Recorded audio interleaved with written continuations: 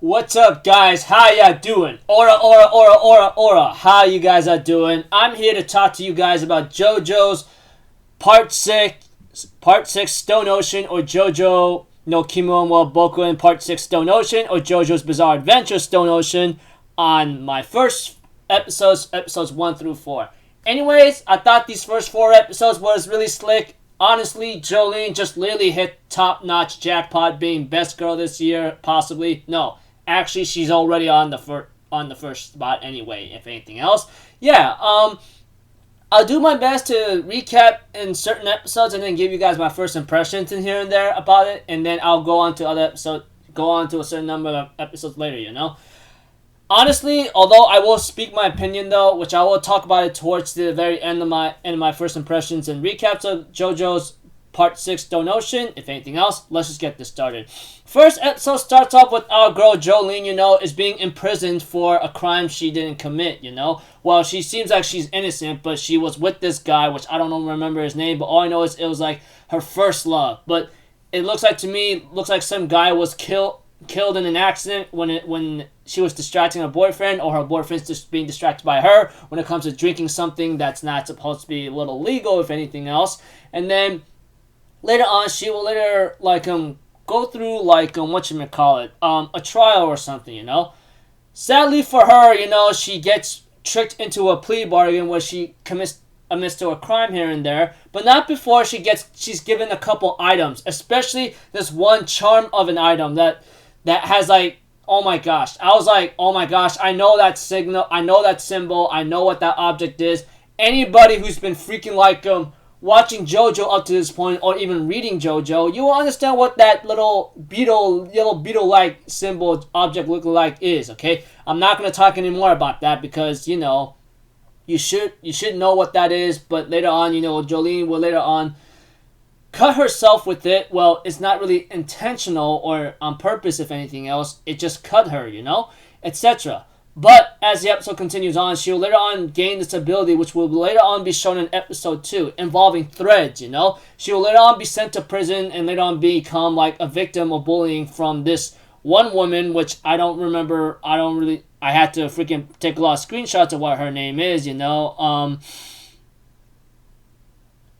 what her name is, but all I know is she made her first friend, which is Hermes Costello or something, and later on, like I said, her freaking prison bully is Gwess, which we get to know what Gwess's power is, involving shrinking people down and etc. and maybe putting them into animal-like costumes, Eventually, Jolyne does have a little trouble with her when it comes to episode 2. She was being her little slave, if anything, or her little female dog, whatever you want to call it, that's appropriate for you. She was close to getting killed or possibly in trouble with the prison guards here and there, but thanks to Jolyne's understanding of her powers, etc., and she calls it Stone Free or Stone Ocean. She later on pummels down Gwess so badly that she's able to boss her around now. And when it came to episode 3, we get to know about how the prison environment works, and we all know when it comes to prison, it's ugly and corrupted. But we get to see to it when it comes to the prison in that Jolyne's in. She was giving some advice from Gwess, about how much of a douche this environment is. She even warned her you should really get your money back very soon, the moment you even lend her it, she gave this girl $1, and then she isn't paying her back, etc. And then, although Jolyne starts off on the wrong foot against Gwess, and we all know what Gwess did. If you are a manga reader or if you're watching the anime right now, you'll understand what she did to Jolyne here and there, I was kind of pretty much ticked off of what Gwess was doing to Jolyne, but I'm glad she got her karma in episode 2. But in episode 3, despite Gwess being a total female dog, if anything, she ends up giving her piece of advice that you gotta get your money back and you gotta adapt really quickly because you're gonna be a major target from jail bullying and all that, etc., etc., etc. You guys get the cue.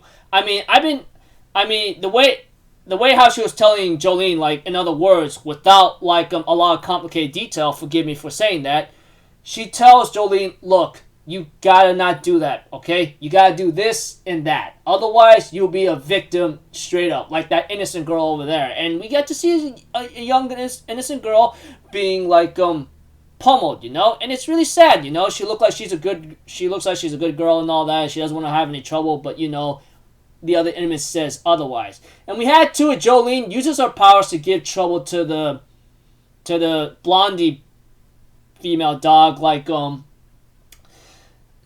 not giving her money back. So Jolyne decides to give her some trouble and got her money back. And therefore, Jolyne decides to help the girl who was bullied in episode 3, saying, "Hey, I'm gonna tell you this right now. You can only survive for yourself, okay? I'm gonna give you a couple. Go to the restroom right away because someone's gonna also want to use the restroom. But don't go like giving it to them for free. In other words, you know." And we had to in episode 3 ends off with like that Jolyne gets a visitor, and we get to know who that guy is.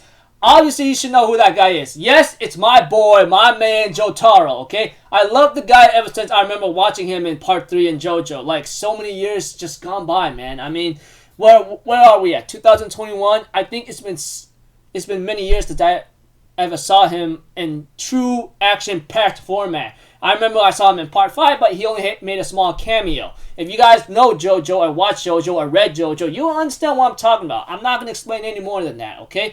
That aside, we have to it. Jotaro visits Jolyne and tells her about some stuff here and there, about evolving the charm and arrow, which we get to know that Jolyne does get that back in episode 2, you know?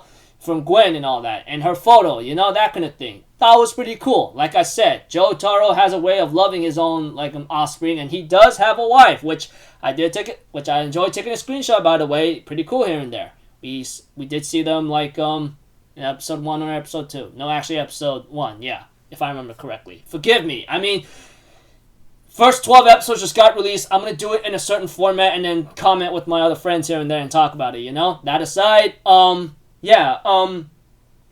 Jotaro comes by for a visit and asks Jolyne about the pendant and all that. And we get to see that Jotaro and Jolyne are being attacked right now, especially by this guy named, Jongilier or something? That's his name? John Gully, yeah. John Gully. How you want to pronounce his name. We get to know that John Gully's stand involves aerodynamics, using the air atmosphere or whatsoever to find out where you're at. Eventually, this little baseball boy, we get to see like in episode 3, telling her, "Don't go to the visitation room. You're only asking for something worse than death right now." You know. As the episode continues on, you know, we get to see that Jolyne and Jotaro try to fight this thing, and of course this miniature aerodynamics like sensitive kind of thing was trying to like follow the baseball boy, you know. Unfortunately, however, like he does run into some trouble here and there with Jolyne interfering. But we have to it that things kind of becomes a little off eventually. And the episode in episode 4, all that action involving Jolyne and Jotaro, especially Jolyne going after the little baseball boy. I'll call him baseball boy because I don't know what his real name is. That aside, was being targeted. Jolyne wants to help out and says, "This boy was helping me out. I can't leave him there," you know, that kind of thing. Eventually, Jolyne does save the boy and stop the guy, and after doing some nice tactical advantage involving gas and all that, after going through a small fire hydrant, you know, that kind of thing. Yeah. Sorry for me being very confusing and being very complicated and being very vague and not me mumbling in a point that you may not understand me.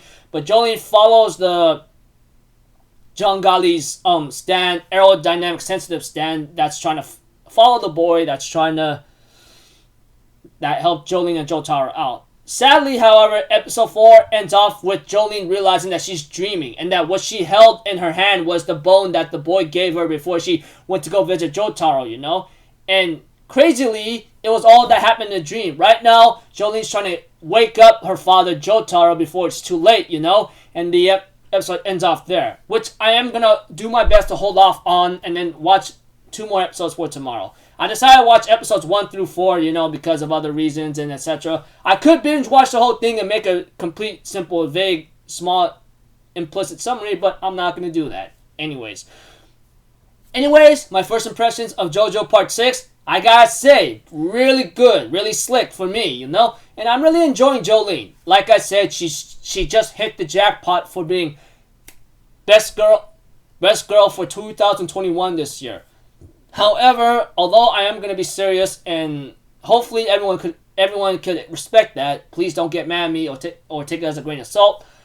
I wish it was released weekly instead of like one whole thing, you know? I don't know how Netflix managed to get their hands on JoJo Part 6, but I always enjoy watching JoJo weekly, you know? I don't know why. Maybe it's just I'm so used to that already, you know, that kind of thing. But that aside, I'll